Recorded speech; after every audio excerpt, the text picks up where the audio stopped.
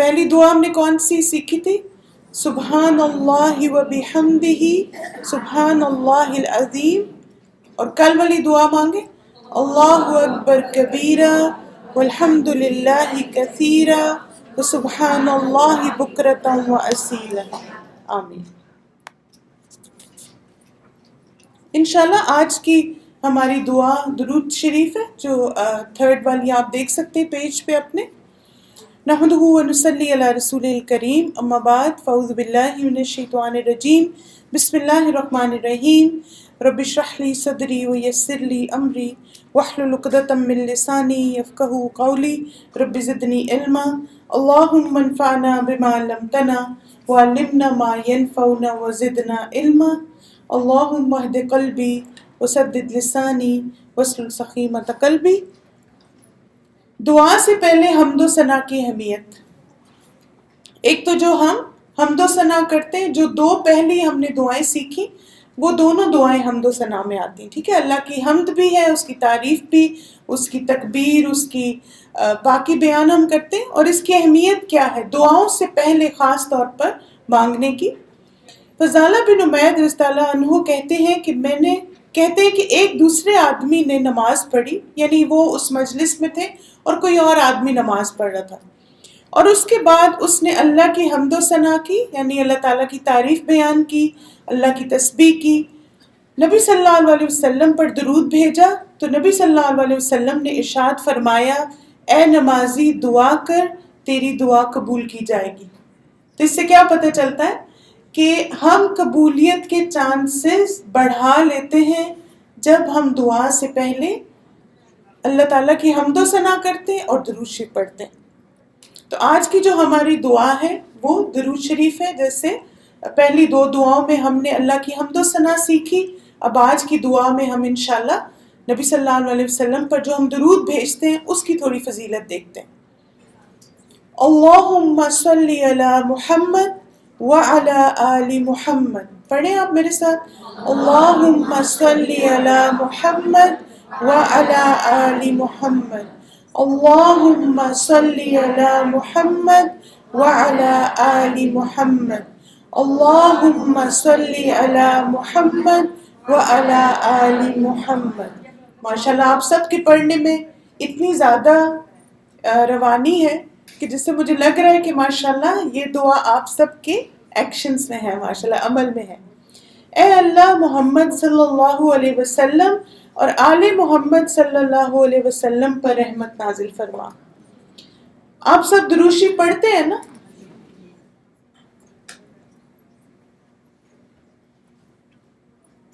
اس کی فضیلت دیکھ لیتے.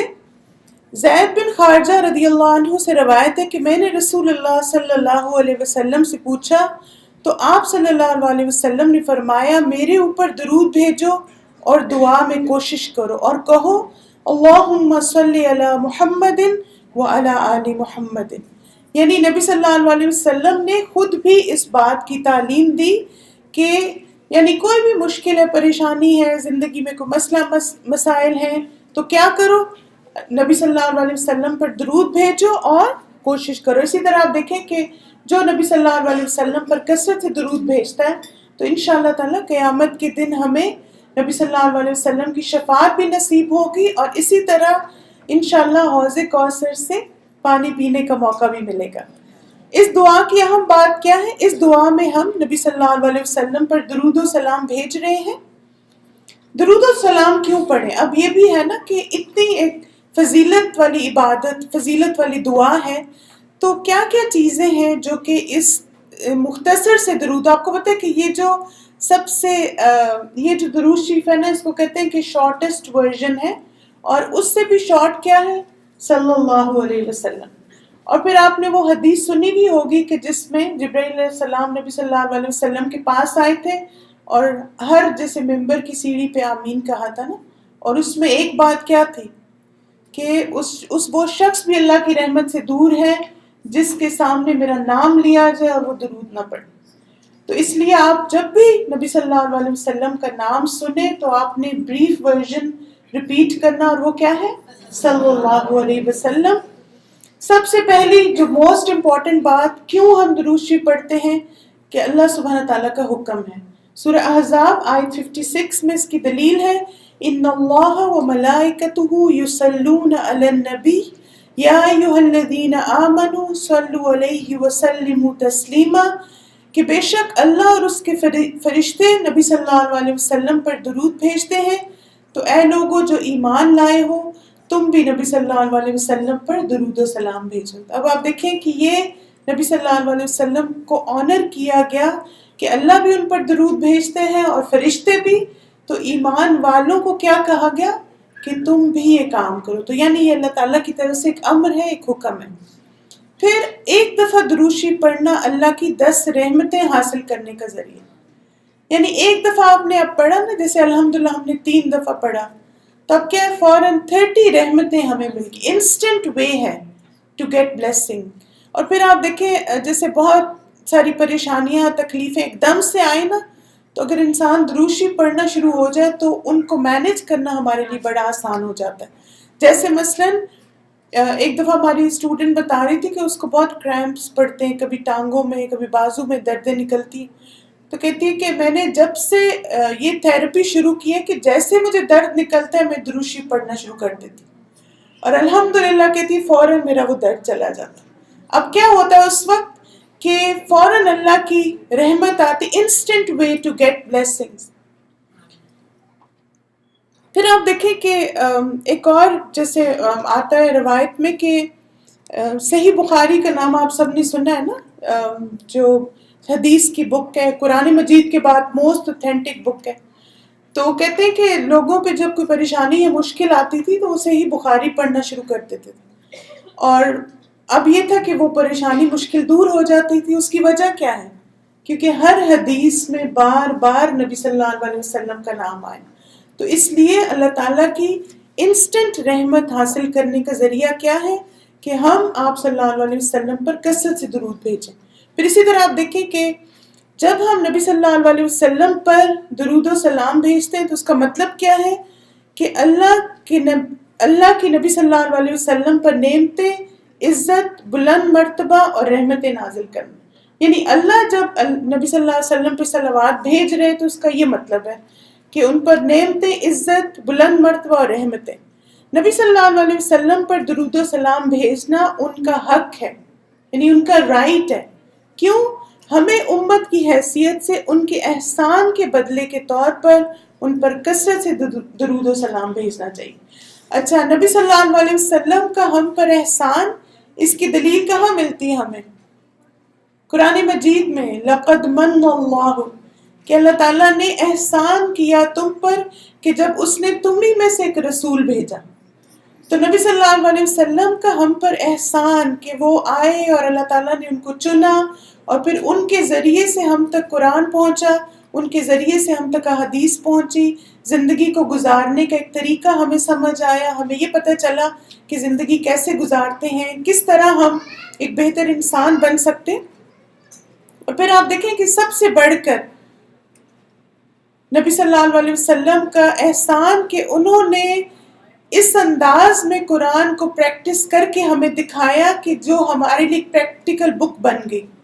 یعنی قرآن مجید جو ہے گائیڈ بک ہے ہمارے لیے. آپ لوگ ہر روز جب آتے ہیں اور سیکھتے ہیں تو آپ کو لگتا ہوگا وہ اچھا یہ تو میرے لیے یہ بات ہے، اس میں میرے عمل کی کتنی ساری باتیں ہیں. پھر اسی طرح اللہ کی حمد و ثنا اور نبی صلی اللہ علیہ وسلم پر درود بھیجنا دعا کی قبولیت کا بھی ذریعہ ہے. آپ دیکھیے کہ جب ہم کہتے ہیں نا کہ ہم نبی صلی اللہ علیہ وسلم پر درود بھیجتے ہیں، ہم ان سے محبت کرتے ہیں، تو ایک دو محبت کے طریقے ہیں نبی صلی اللہ علیہ وسلم سے محبت ظاہر کرنے کے. پہلا طریقہ کیا ہے کہ درود شریف کی کثرت، اور دوسرا طریقہ کیا ہے کہ انہوں نے جو سکھایا ہے اس پر عمل کریں. جیسے آپ دیکھیں مثلاً ایک آدھ جو حدیث مجھے یاد آ رہی تھی وہ یہ کہ نبی صلی اللہ علیہ وسلم نے فرمایا کہ تم میں بہترین وہ ہے جو علم سیکھیں اور سکھائیں. ماشاءاللہ آپ سب علم سیکھنے کے لیے آئے ہیں اور ہم سکھا رہے ہیں آپ کو. تو جو بھی سیکھتے اور سکھاتے ہیں they are the best people on earth. الحمدللہ اللہ سبحانہ تعالیٰ نے ہم سب کو بیسٹ ونز بنایا. پھر اس کے بعد آپ دیکھیں دوسری چیز کہ نبی صلی اللہ علیہ وسلم کی ایک اور حدیث ہے کہ تم میں سے تم اس وقت تک مومن نہیں ہو سکتے جب تک اپنے لیے بھی وہی پسند نہ کرو جو دوسروں کے لیے کرتے ہو. کتنا زبردست کرائیٹیریا ہمیں دے دیا گیا. یعنی جو باتیں جو چیزیں ہمیں خود کے لیے اچھی لگتی ہیں وہی ہمیں دوسروں کے لیے بھی پسند کرنی چاہیے. پھر تیسری ایک اور بہت پیاری حدیث ہے کہ نبی صلی اللہ علیہ وسلم نے فرمایا کہ بہترین مومن وہ ہے جس کے ہاتھ اور زبان سے دوسرے مسلمان محفوظ رہیں. اب آپ دیکھیں جیسے مثلاً کلاس ہو رہی ہے یہاں پر، آپ دیکھیں کہ علم کا نا ایک ادب ہوتا ہے اور ہمیں سب سے پہلے اس کا ادب کرنا چاہیے. اگر کلاس ہو رہی ہو اور آپ کو بہت ضروری بات کرنی ہے تو پلیز آپ ہال سے باہر جا کے کر لیں، ٹھیک ہے؟ کیونکہ کہا جاتا ہے نا کہ جب ہم علم کو اپنا 100% دیں گے تب وہ ہمیں کچھ دیتا ہے. اب استاد پڑھا رہا اور آپ باتیں کر رہے ہیں، آپ ملاقات کر رہے ہیں، آپ گلے مل رہے ہیں، یہ سب چیزیں علم کی بے ادبی میں آ جاتی ہیں اور کبھی بھی ہم اس علم کو ایبزارب نہیں کر سکتے جو اس طرح کیجولی لیا جائے. اب دیکھیں یہ کوئی سوشل گیدرنگ نہیں ہے، یہ علم کی مجلس ہے اور یہ اتنی امپورٹنٹ مجلس ہے کہ جس پہ اللہ کی رحمتیں برستی ہیں، جس پہ آپ دیکھیں کہ انسانوں کو آنر کیا جاتا ہے. ہم تو چنے ہوئے لوگ ہیں اللہ تعالیٰ کے، کہ اللہ تعالیٰ نے ہمیں چنا کہ ہم اس کا دین سیکھیں. تو اس لیے کوشش کریں کہ جب کلاس میں آئے نا تو ایک ڈسپلن کے ساتھ، ایک ادب کے ساتھ اور ایک دل میں نرمی پیدا کر کے، کیونکہ ہم علم لے رہے ہیں تاکہ ہمارا عمل بدلے، اور عمل تب بدلے گا جب ہم بات سنیں گے. پھر آپ دیکھیں کہ جیسے میں جو بات کہہ رہی تھی وہ یہ کہ مسلمان وہ ہے جس کے ہاتھ اور زبان سے دوسرے مسلمان محفوظ رہیں، یعنی وہ کوئی بھی ایسا ایکشن نہ کرے جس سے دوسروں کو اذیت ہو. جیسے آپ دیکھیں مثلاً اگر آپ ایسی جگہ گاڑی پارک کرتے ہیں جہاں پہ نو پارکنگ کا بورڈ ہے تو کیا یہ دوسروں کے لیے اذیت ہے کہ نہیں؟ کتنے لوگ اس سے ایگری کرتے ہیں کہ یہ اذیت ہے؟ پھر آپ دیکھیں اسی طرح یہ چیز انسیولائزڈ ہونے کی بھی نشانی، یعنی ہمیں یہ بھی نہیں پتا کہ پارکنگ کے اوپر کراس لگا ہوا ہے تو وہاں پر مجھے گاڑی کھڑی نہیں کرنی. الحمدللہ ہم سب اتنے ایجوکیٹڈ ہیں کہ ہم سائنس کو سمجھ سکیں. تب آپ دیکھیں کہ آپ نا نبی صلی اللہ علیہ وسلم کا حکم سمجھ کے کہ مجھے اپنے کسی عمل سے دوسروں کو اذیت نہیں دینی، آپ نے گاڑی کو ایسی جگہ پارک کرنا ہے جو کہ پارکنگ کے الوکیٹڈ ایریاز ہیں. پھر اس کے بعد آپ دیکھیں کہ مثلا اسی طرح جیسے آپ جب کلاس میں آئیں تو آپ خاموشی سے آئیں، خاموشی سے آ کے بیٹھ جائیں. ماشاء اللہ میں دیکھ رہی ہوں کہ کلاس میں 95% اسٹوڈنٹس ایسے ہیں جو کہ سننا چاہتے ہیں، سیکھنا چاہتے ہیں، لیکن جب نئے لوگ آتے ہیں اور وہ آ کے باتیں کرتے ہیں یا ملاقاتیں شروع کر دیتے ہیں تو باقی 95% ڈسٹرب ہوتے ہیں. تو مجھے آگے کیا سوچنا ہے کہ میں اتنے آرام سے آؤں اور اتنے طریقے سے آؤں کہ کوئی میری وجہ سے تکلیف پہ نہ مبتلا ہو. جیسے آپ دیکھیں کہ نبی صلی اللہ علیہ وسلم جب جیسے عائشہ رضی اللہ عنہا بتاتی ہیں کہ رات کو اٹھتے تھے تو آرام سے اٹھتے تھے، آرام سے باہر جاتے تھے کہ کہیں ان کی نیند ڈسٹرب نہ ہو. تو کوئی بھی ایسا کام کرنا جس سے دوسرے کو سکون پہنچے، دوسرا آرام میں آئے، انشاءاللہ ہمارے لیے صدقہ جاریہ ہوگا.